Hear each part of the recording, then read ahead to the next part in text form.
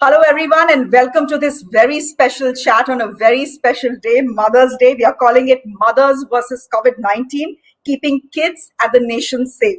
Joining us today, Dr. Shweta Khandelwal. She's the head nutrition research at the Public Health Foundation of India. Welcome, Dr. Shweta Khandelwal. Dr. Trupti Gilada, she's a physician. She's an infectious disease and adult medicine specialist at the Masina Hospital in Mumbai. Dr. Trupti, always good to see you. Dr. Mukesh Mohode is from United Way, Mumbai, works very closely with the Government of India on ICDS. And Dr. Anupam Sibal, someone all of you know, Group Medical Director of Apollo Hospitals Group and a Senior Consultant Pediatric Gastroenterologist at Indraprastha Apollo Hospital, Delhi. Dr. Sibal, I hope I got your designation right. There was a scope of fumble there as well. Thank you all very much. Dr. Trupti, let me come to you first. You're a mother of 2 young children. You were pregnant when COVID-19 started. You delivered your baby right before the second wave. And as the second wave hit, you were back to hospital treating COVID-19 patients. Has there ever been a fear, a dilemma? What has been your dilemma vis-a-vis your children? So I think as all doctors, we always have that fear. Our biggest fear is going to the wards and going to the ICU and bringing that virus back home. Honestly speaking, the first wave was definitely easy. I think it was kind of ignorance was a bliss. All that we knew was COVID was very safe for kids. And we hadn't heard of a lot of complicated cases until then. And that was like a silver lining to the entire pandemic. I think, kids being asymptomatic and kids not being affected with severe COVID was definitely a big relief and made it easy for us to be at work and not worry about making our kids sick. With the second wave, we definitely are seeing more symptomatic cases with the kids, usually mild, which is also fine. But I think it has been okay. I wouldn't complain about it because I think kids have definitely helped me keep my sanity in these tough times. So whatever we see in the hospitals, whatever we see in the wards, when we come back home, at least for some time, we forget all that is happening outside, including COVID.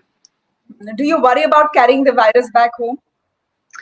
I always do, but I think we've just learned to push that feeling at the back of our mind. So it's just covered up. We don't want to think about it. We'll just deal with it when it hits us. Dr. Sibal, Trupti has spoken about it a bit. When the second wave hit, we started hearing of many children falling ill. The first wave, we didn't hear of those many children falling ill. Now we are hearing of children in our colonies, in our family circle, in our friend circle fall ill. Could you tell us why that is happening? What is the difference between the first and the second wave? Well, I think there are several differences that I think each one of us has now learned to appreciate. Firstly, I think this is definitely more infectious than the first phase. Last time we had out of a husband, wife, one of them getting it, the other not getting it. This time we can be pretty certain that if someone gets it in the family, the vast majority of the family members in a week or so will turn positive. Some of them will be symptomatic. Some of them will have very minor symptoms. Some of them might not even have any symptoms, but if you test them, they'll be positive. And it's not therefore surprising that we are seeing a large number of kids becoming positive as well. The symptoms that typically we saw last time, though the numbers were a lot lower, fever, cold, cough, myalgia, basically just a lot of fatigue, and some of the older kids would complain of loss of taste and smell. This time, while we are seeing all this, we are also seeing children with just GI manifestations in that they have diarrhea, they have tummy ache, they have vomiting. And then you elicit a history and you find out that somebody in the family has it, you test and it turns out to be positive. So that's what we are seeing. That's the difference. We're also seeing it in younger children.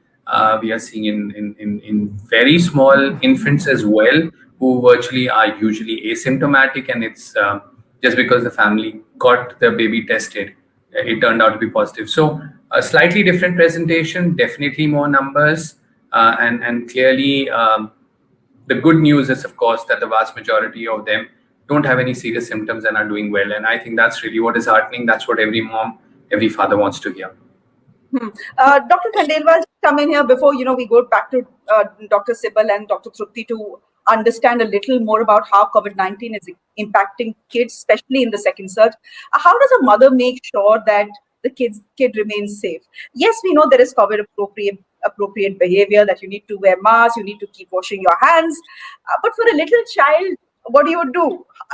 Someone who's 10, 8, 7 may understand, but someone who's 3, 4, 5 will not.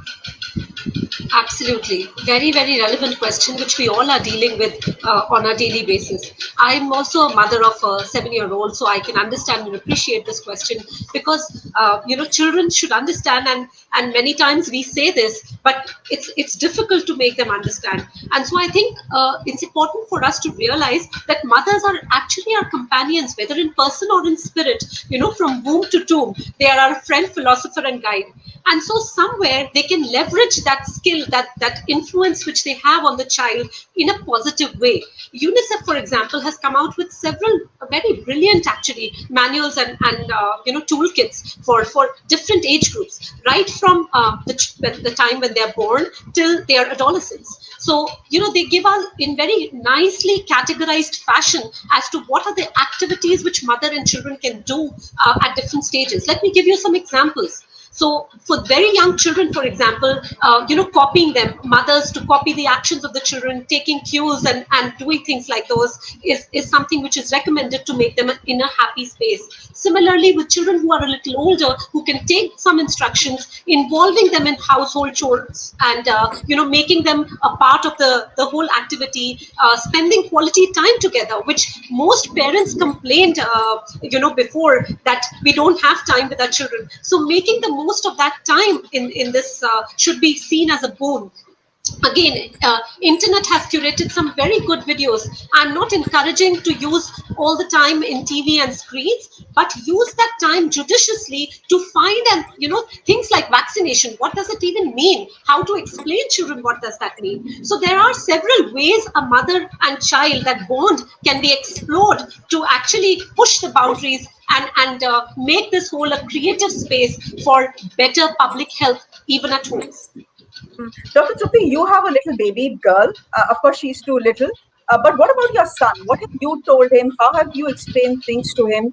And you seeing that in the last 1 year, kids have not gone to school, they have not been able to go out, play with friends, etc., that it's impacting their mental health, and especially this time round, given how many friends and family members all around them are falling sick.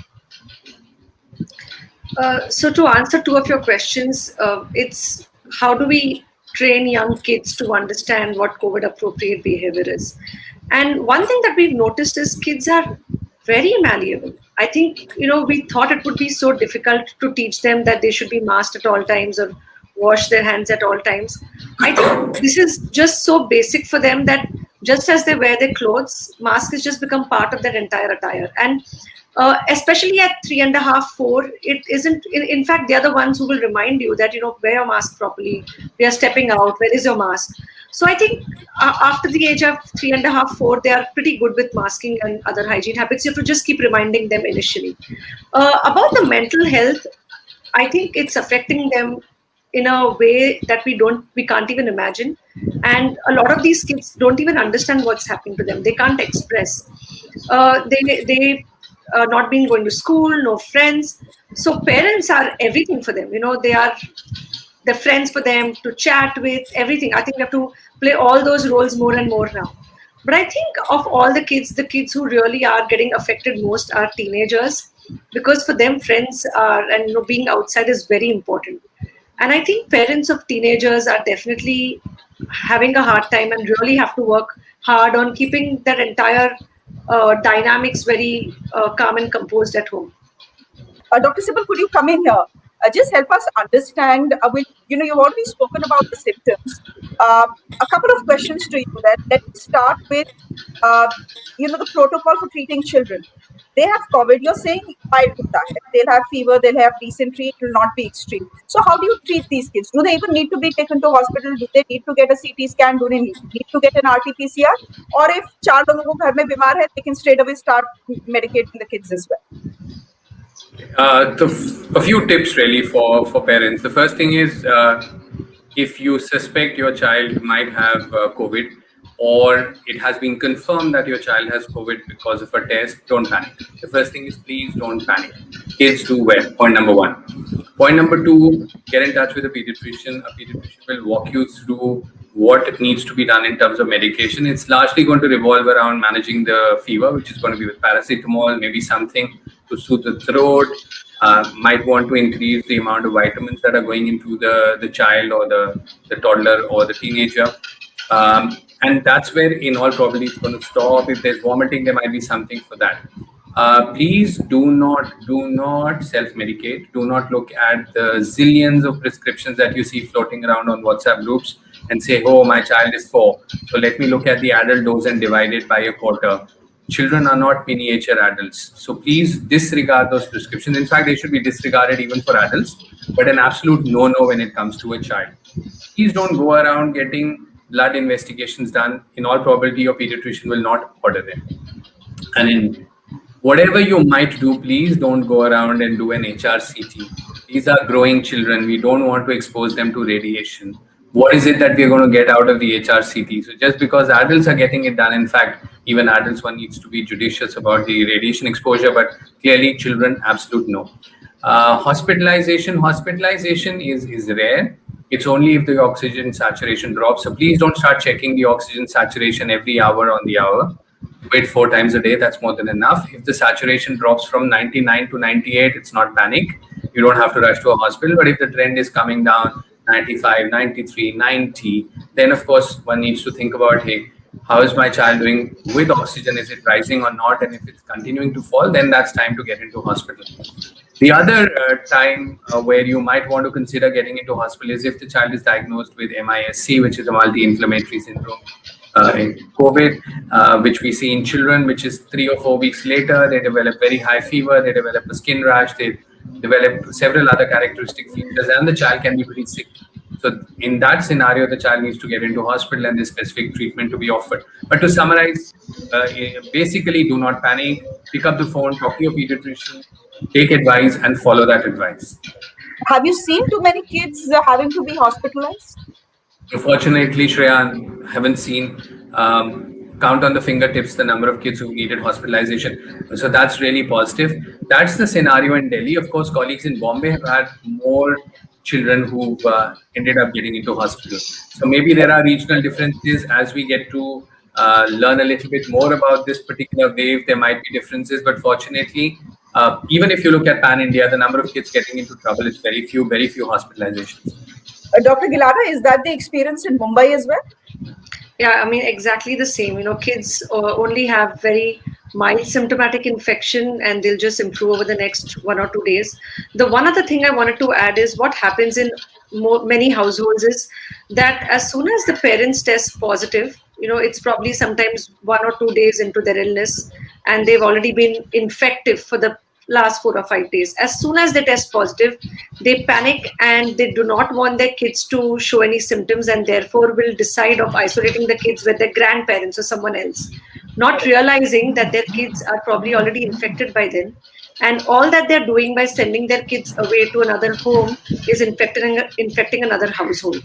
So we will often advise them that if you've been with your kid for the last 4 or 5 days, do not send your kids away because they are, you know, especially with the current strain, they are probably already infected. And Dr. Singh, very quickly, just a corollary to what Dr. Trupti is saying. Say a kid, 3-year-old, falls ill, has mild fever, gets better, is dancing and singing around after 4 days. Is that child still infectious? Do you need to get him or her treated? So being infectious and the need for treatment are two different things. So as far as treatment is concerned, like I said, it's individualized. It's largely symptomatic for basic common symptoms and nothing exotic. No remdesivir, no tocilizumab, and all the other fancy medication that every 7-year-old in India is now familiar with, which you don't need. Now, as far as being infectious is concerned, a child is going to be as infectious as an adult. So, you know, we have to follow the same protocol in terms of isolation. And as was said, please don't send them to grandparents because they are vulnerable. So you have to, just because the child doesn't have symptoms does not mean that the child is getting rid of the virus earlier than someone who has symptoms. So one would have to maintain the basic precautions in terms of keeping the child isolated. And we know that the guidelines vary, but 14 days is what is expected to be the norm, where you can be pretty certain that you would not be excreting the virus.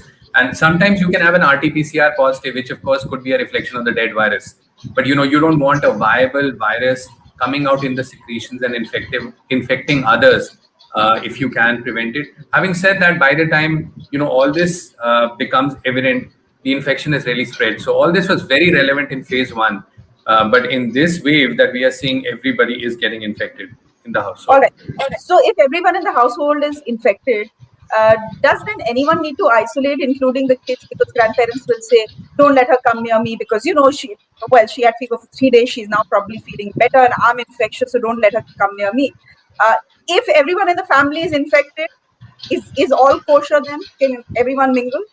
Well, if everyone is infected, and again, this needs to be qualified in terms of looking at the individual family, how many people were tested, did everyone have symptoms or not? But the basic rule is simple. If you are positive, or if you have obvious infection with so many family members being positive, by isolating that individual, you're really not helping anyone. You might as well have the child with you if everyone is positive. But of course, if someone is positive, you want to protect, if someone is negative in the family, you want to protect that person.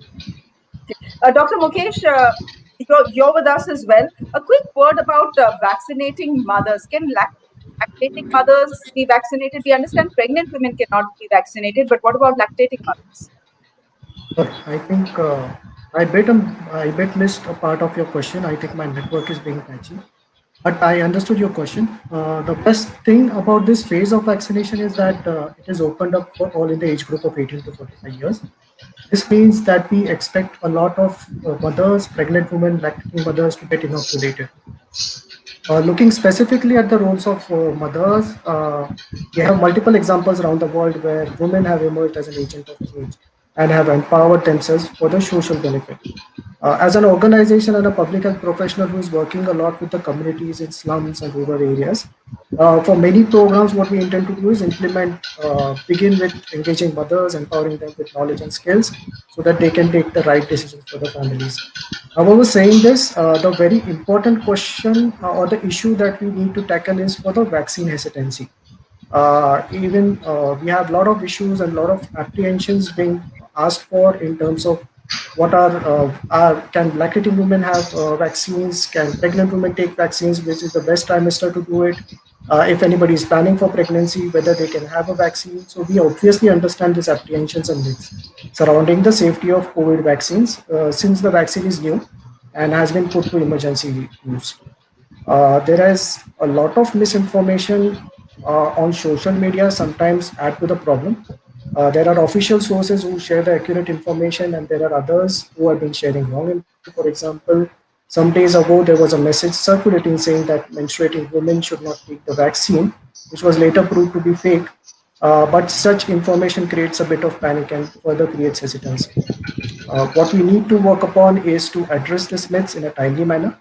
And also, it is imperative that the doctors and health administration have an open line of communication, either through a helpline or through mass awareness campaigns, through outreach workers, where we need to repeatedly share the message that COVID vaccine is safe and effective. Okay. Dr. Khandelwal, you're the head nutrition research at PHFI. For all mothers who are watching, the taraf say I'm sure they are giving kids whatever they think is the best, but any tips from you on what they can give their children to boost their immunity, if nothing else? See, of course, healthy food, like I said, home cooked food, using lots of fresh green vegetables, lots of water to keep their kids hydrated, because many times you forget that is very essential. But at the same time, I would also caution you against using this word of immunity boosters, because many mothers and many of us at home overall, inadvertently we want to do good to our children, but we are putting their immune systems in an overdrive by trying to give all kinds of supplements and all kinds of multivitamins and all kinds of turmeric to long to whichever spice in Indian kitchen is found. So what I would recommend, Shreya, here is that have balanced meals in correct portion sizes at disciplined times. In fact, There are 6 very great pointers here, which I would like to bring to your notice, which may be useful for many mothers. Number 1 is staying calm and proactive. It's important at the family level that, the meals are not consumed in a fashion where people are stressed or strained, or because of any kind of negativity in the household. We understand there can be losses, life losses also from the family, but it's important to stick to a routine, because young children, for them to toss over everything is not advisable. Third point is that let your child express his or her emotions. It's also important to empathize, to understand the child from that angle as well.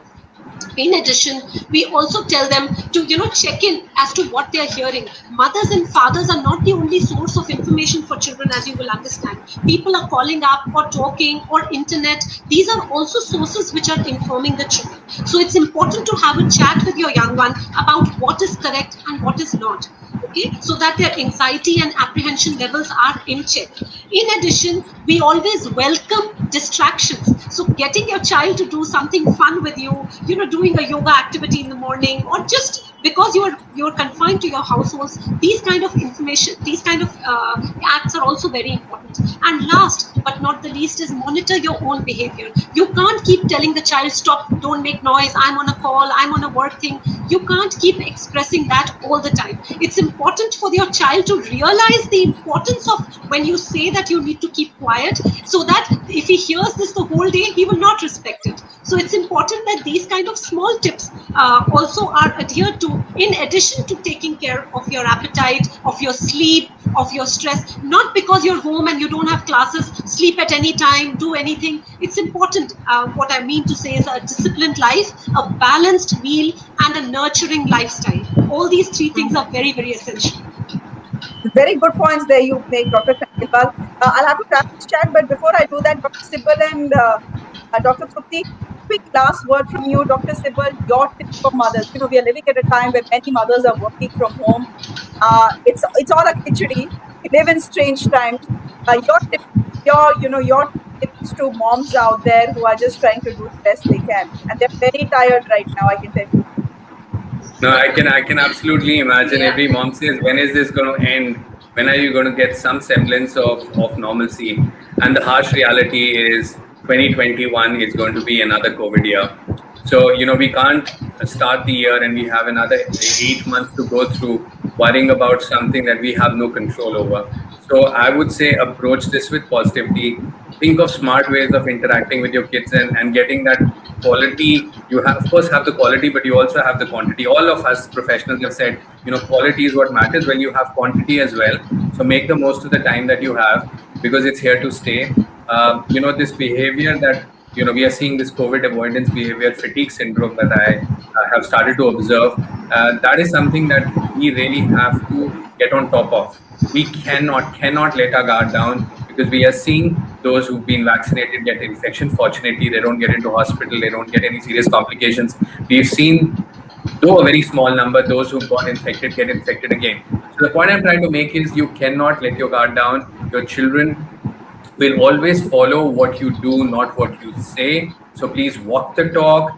Be the ideal kind of role models for your kids in terms of behavior that you expect them to display every day. Try and figure out ways of really making the most of it, because it's really here to stay. Dr. Trupti, any last words? Do you All I want to say is all the moms are doing an excellent job. I think they're doing their best. Just hang in there. Don't let anything bother you. The way people judge you, don't judge yourself. You're really doing your best. And there are going to be ups and downs, but moms are used to it and they're going to be awesome. Don't worry. Okay, and Dr. Khandelwal, what do you do with all the screen time kids are getting? Should we worry about this year, or think to ourselves, this is an exceptional year, jo karna hai inko karne do? No, absolutely not. I just emphasized before that it's not. In fact, it's a time which you should use. You've got this time, extra time with your son or daughter, and so make the most of it. Like I am telling you, my son and I, we've made certain acronyms for different words to give a positive spin to the whole thing. So Corona, for example, is seen as go Corona and things like those. But we've actually spelled it out. C for us means careful, being very careful, sanitizing, distancing, masking. O for us means being optimistic and remaining grateful for whatever we have. We are still in a happy space. R stands for rumors. Dispel the rumors. Do not encourage or spread them. When it comes to E, evidence or facts are what is more important. Then O is for offering any support in whatever capacity you can to whoever you can. N is for no to excess TV and screen time, because that's going to play with your mind and that's not good for mental health. So use that time for creativity instead. And A, last but not the least, is for appetite. Have a good appetite, and by that we mean eat well, stay hydrated, eat healthy, avoid junk foods, and sleep well. All right, we'll leave it there for the moment. Dr. Khandelwal, thank you very much for joining us. Dr. Supti Gilada, thank you very much. Dr. Sibal, good to have you on the show. And Dr. Mukesh, good to have you on the show as well. Thank you very much. Thank you.